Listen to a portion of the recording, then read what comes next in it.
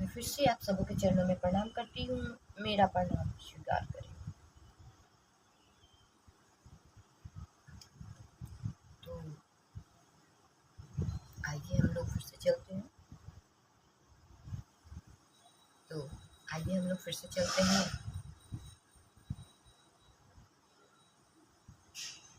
आओ चलिए शिव की ओर सुनते हैं आगे के अध्याय में। आगे का अध्याय है शिवोपासना का सिंहावलोकन। अनजाने आरंभ से चली आ रही शिवोपासना के सूत्र प्रथमतः हमें सिंधु घाटी सभ्यता में मिलते हैं। 5 सहस्त्राब्दी ईसा पूर्व में पूर्ण विकसित सिंधु घाटी सभ्यता में शिव की आराधना प्रचलित थी। उत्खनन में प्राप्त पशुपति शिव की मूर्तियां और शिवलिंग इसके साक्ष्य हैं।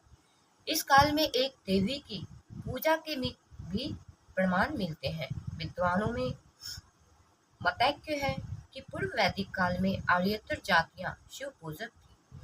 वैदिक काल के प्रारंभिक महान ग्रंथ ऋग्वेद में पूर्व की शिवोपासना का उल्लेख नहीं मिलता है।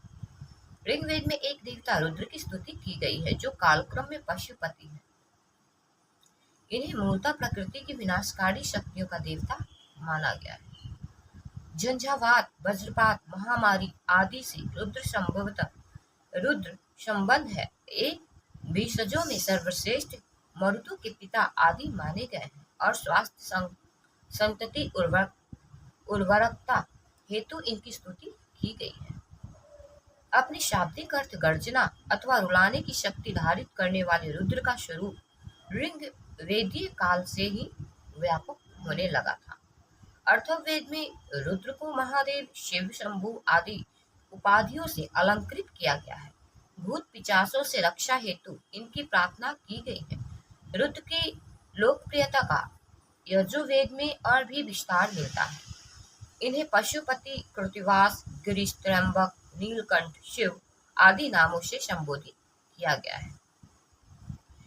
यजुर्वेद संहिताओं में रुद्र के गणों का उल्लेख है। रुद्र के 5 स्वरूप ईशान, तत्पुरुष, अघोर, सदो तथा वामदेव उल्लेख है। रुद्र को समस्त प्राणी जगत का ईष्ट या स्वामी कहा गया है। सतरुद्रीय सूक्तों में रुद्र की सर्वोच्चता स्पष्ट होती है और यहाँ रुद्र और शिव एकाकार प्रतीत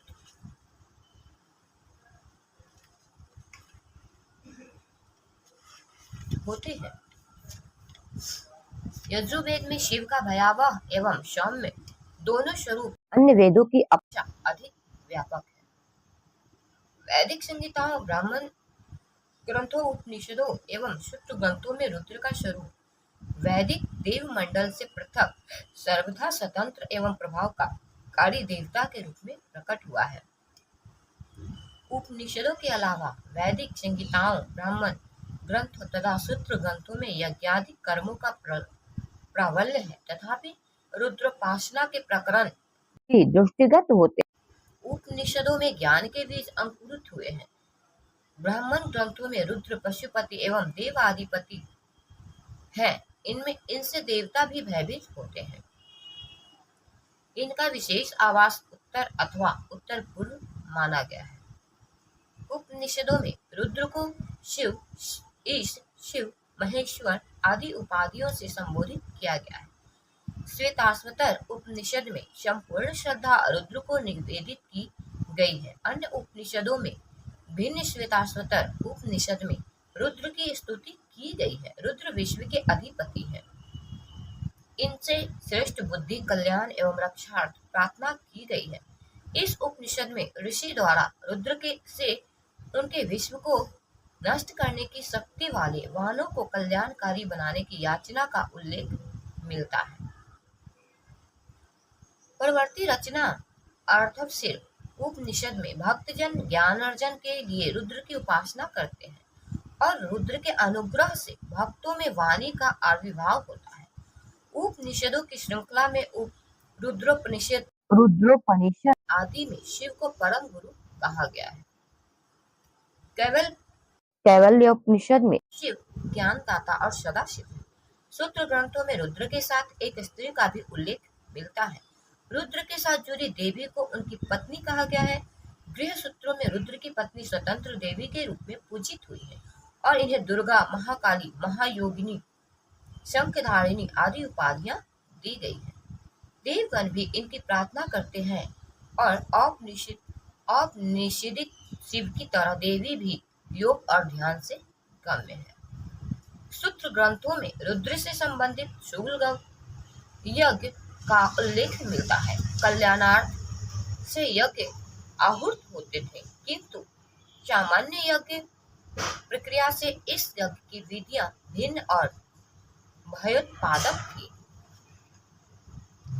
रुद्र के वृक्षों, तीर्थों, चौराहों तथा शमशानों से संबंधों के प्रमाण मिलते हैं। इन्हें आदि पुरुष और परब्रह्म भी कहा गया है।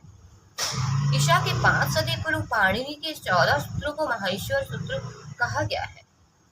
परवर्ती रचना कथा सरित सागर, हरचरित, चिंतामणि आदि में इस सूत्रों को पाणिनि द्वारा शिव से प्राप्त करने की कथा आई है। ये सूत्र पाणिनि के अष्टाध्यायी तथा व्याकरण की आधारशिला माने जाते हैं। रामायण और महाभारत में रुद्र का प्रचलित नाम शिव शंकर महादेव है। रामायण में शिव को अक्षर और कहा गया है। गोस्वामी तुलसीदास द्वारा रचित रामचरितमानस में शिव को परमात्मा और गुरु दोनों रूप में अंकित किया गया है। बालकांड में आरंभ में तुलसीदास जी कहते हैं, भवानी शंकरो वंदे श्रद्धा विश्वास रूपिणी, याम्या विनाश न पश्यन्ति सिद्धा स्वानन्तः अस्थमेश्वरम्।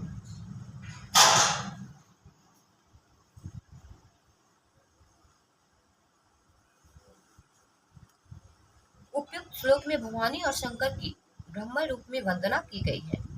यह शिव और शक्ति का संयोग है, क्योंकि शिव को शक्त्यात्मकम ब्रह्म कहा गया है। शिव और पार्वती के साथ साथ होने का ब्रह्म में संकेत। एक दूसरे श्लोक में गुरु रूप में शिव की वंदना की गई है। वंदे बोधम में नित्यम गुरु शंकर रूपिणम, यमाशितो ही वक्रोडपि चंद्र सर्वत्र वंद्यते।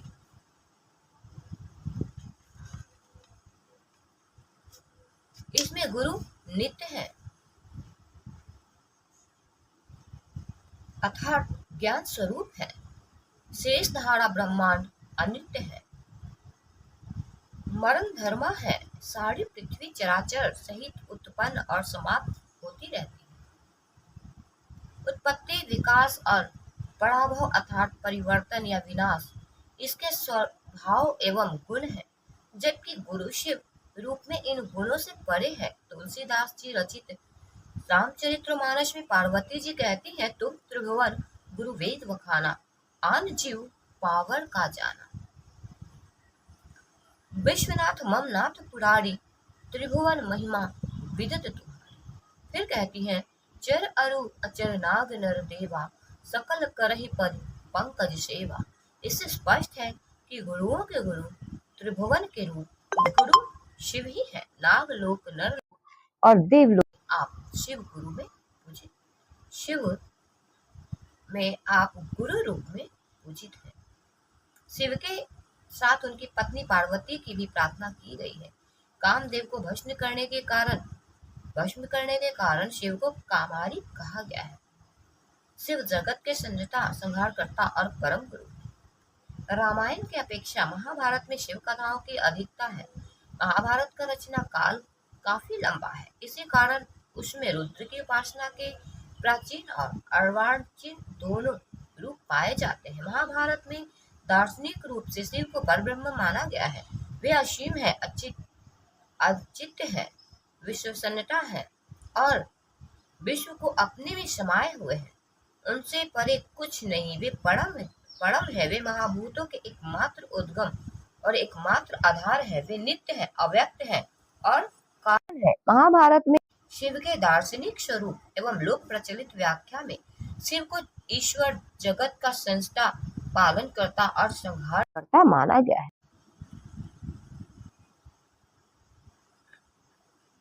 सृष्टा, पालन करता और संहार करता माना गया। वे देवताओं, मानवों और दानवों सभी के परम प्रभु हैं।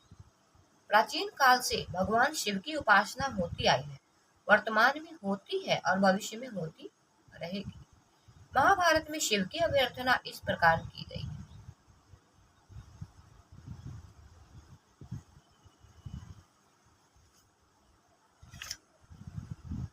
नास्ते सर्व शमो देवो, नास्ते सर्व क्षमागति, नास्ते सर्व शमो दाने, नास्ते सर्व शमो रणे। शिव के समान कोई देवता नहीं, शिव के समान कोई गति नहीं, शिव के समान कोई दानी नहीं, शिव के समान कोई योद्धा नहीं। और यह कहना भी समुचित होगा, नास्ते सर्व शमो गुरु, विश्व शिव के समान कोई गुरु नहीं। महाभारत में शिव की पूजा का उल्लेख है। परम शैव उपमन्यु के उपदेश में अनंत जातियों द्वारा इसे ग्रहण करने की अवस्था का चित्रण मिलता है। शिव तप और सच्ची भक्ति से लव्य है, ये वरदाता, शक्तिदाता और ज्ञानदाता है। शिव ने प्रसन्न होकर उपमन्यु को अमरता का वरदान दिया एवं अर्जुन को पाशुपतास्त्र का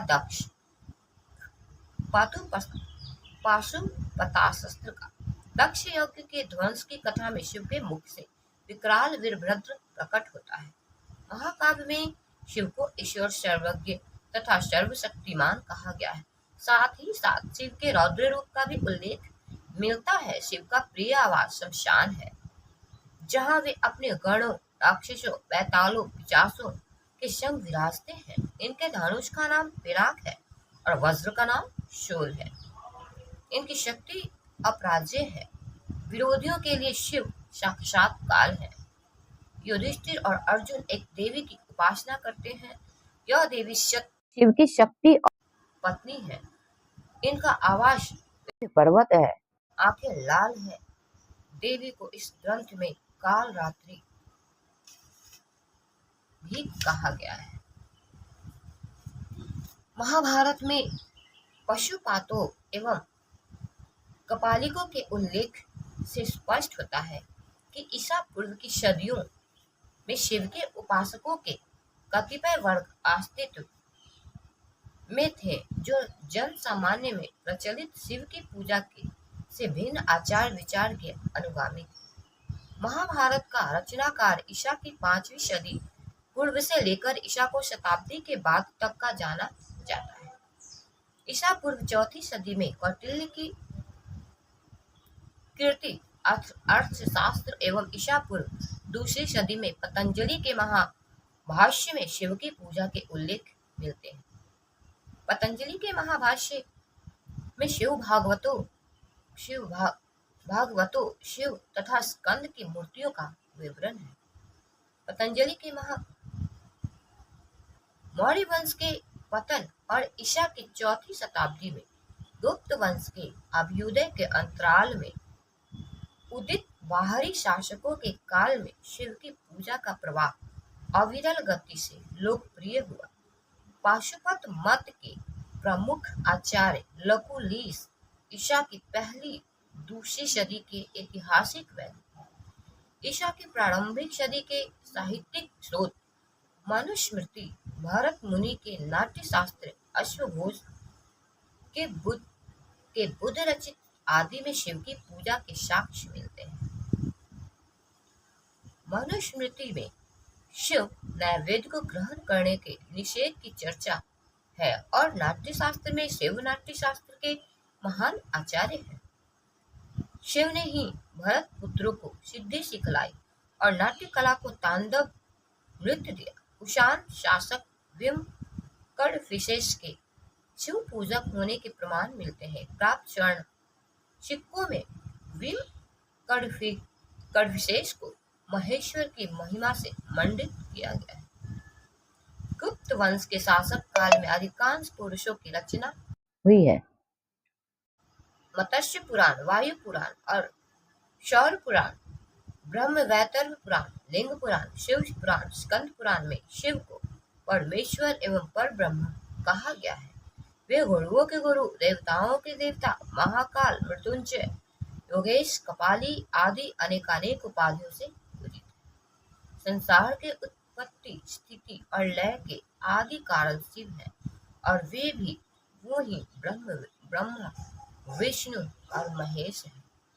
मत्स्य पुराण में कृष्ण चतुर्दशी की शिवोपासना का सबसे महत्वपूर्ण दिन कहा गया है। शिव स्वयं गुरु का कार्य करते हैं। श्रीमद् भागवत पुराण में उन्हें जगत गुरु कहा गया है और शिव पुराण में शिव के शिष्यों की नामावली दी गई है। शिव पुराण में वर्णन है कि वासुदेव कृष्ण ने उपमन्यु से पशुपत मत सीखा। शिव के संबंध देवी को पुराणों में शिव से अभिन्न माना गया है। देवी महाशक्ति, महाकाली, महिषासुर मर्दिनी, चंडिका, दुर्गा, कात्यायनी और वैष्णवी है। ये दानवों का संहार करती है और महामाता है। दुर्गा सप्तशती के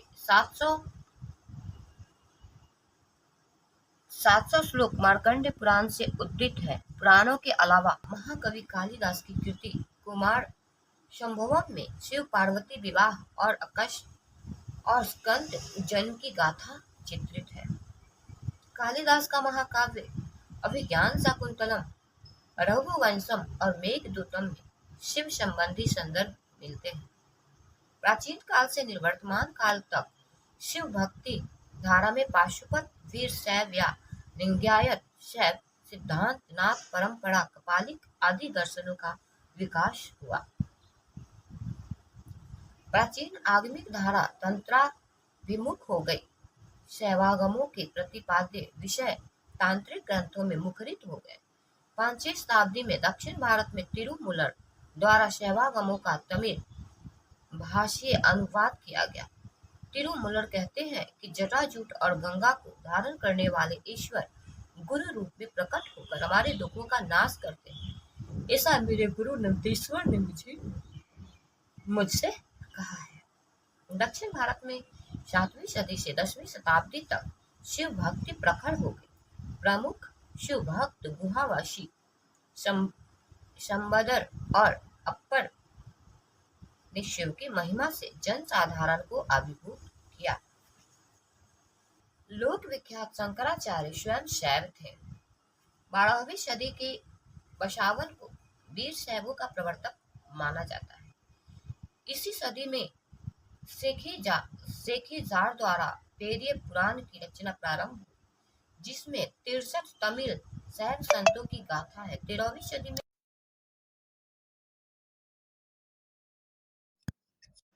सदी में प्रसिद्ध शिव भक्त मेकंद ने शिव ज्ञान बोधम नामक मौलिक प्रभावशाली ग्रंथ की रचना की। दक्षिण भारतीय माणिकवास सगर को शिव से साधना प्राप्त हुई। 9वीं सदी के माणिकवास सगर की कृति तिरुवासगम में शिव प्रेम के मर्म स्पर्शी भाव है। 9वीं सदी में कश्मीर में भी आगमिक धारा का विकास हुआ।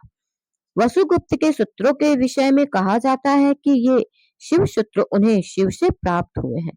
10वीं सदी में ख्याति लब्ध प्रमुख शैव अभिनव गुप्त उत्पल के शिष्य थे। इनकी रचना परमार्थ सार, तंत्रालोक आदि है। अभिनव गुप्त के शिष्य क्षेमराज ने 11वीं शताब्दी में शिव सूत्र विमशरणी में वसुगुप्त के शिव सूत्रों की व्याख्या की है। अभिनव गुप्त के ही शिष्य योगराज ने 12वीं शताब्दी में परमार्थ सार पर टीका की रचना की। 10वीं 11वीं शताब्दी में सैद्धांतिक शैवों की संख्या अधिक थी। नाथ परंपरा के मत्स्येंद्रनाथ 10वीं सदी के माने जाते हैं। इन्हें कौल मत का प्रवर्तक कहा जाता है। इनकी रचना कौल ज्ञान निर्णय और गोरखनाथ की सिद्ध सिद्धांत पद्धति प्रमुख कृति है। नाथ परंपरा के प्रथम आचार्य आदिनाथ शिव माने जाते हैं। मत्स्येंद्रनाथ शिव के शिष्य थे। अभिनव गुप्त ने मत्स्येंद्रनाथ को कौल साधना का प्रथम आचार्य माना है। नाथ परंपरा के गोरखनाथ को 11वीं सदी के प्रारंभ का माना जाता है। ये महान शैव योगी थे। गोरखनाथ ने हठ योग एवं सचक्र शोधन से अद्भुत चमत्कारी शक्तियां प्राप्त की थी। स्कंद पुराण तथा शिव पुराण में भी गोरखनाथ का नामोल्लेख है, जो संभवतः बाद में जोड़ा गया है। शिवालोक की सिंहावलोकन की समीक्षा में हम पाते हैं कि सिंधु घाटी सभ्यता से निर्वर्तमान काल तक शिव परिवार अपनी पूर्णता में पूजित था। माँ पार्वती गणपति, गणेश और कार्तिकेय की आराधना स्वतंत्र रूप से हुआ करती थी। शिवोपासना संबद्ध अनेक मत और पथ लोकमानस में प्रतिष्ठित हो चुके थे। पाशुपत, कपालिक, लिंगायत या वीरशैव आदि शिवगामी विभिन्न मत और उनके अनुयायियों का बड़ी संख्या में भारत भूमि में अवस्थित रहा है। आज भी शिव एवं शिव परिवार की स्वतंत्र एवं सम्मिलित पूजा तथा अर्चना की पावन धारा निरंतर प्रवाहित है। विस्तृत भारत के शहर शहर गांव गांव में फैले शिवालयों से शिव शिव मंदिरों से शिव की पूजा अर्चना, स्तुति, गायन एवं गुंजायमान घंटों की मधुर ध्वनि हमें आज भी जागतिक उलझनों से त्राण देती है। भगवान शिव भारत की मिट्टी की सुगंध में है। उनकी उपासना सर्वकालिक है। वे भले ही गुजरी सहस्त्रों शताब्दियां हो अथवा आज का प्रत्येक पहर। अब यह अध्याय समाप्त होता है। शिवोपासना का सिंहावलोकन ये समाप्त होता है और अब मिलते हैं हम लोग आगे के दूसरे अध्याय में। तब तक के लिए मैं आप सबों के चरणों में फिर से प्रणाम करती हूँ।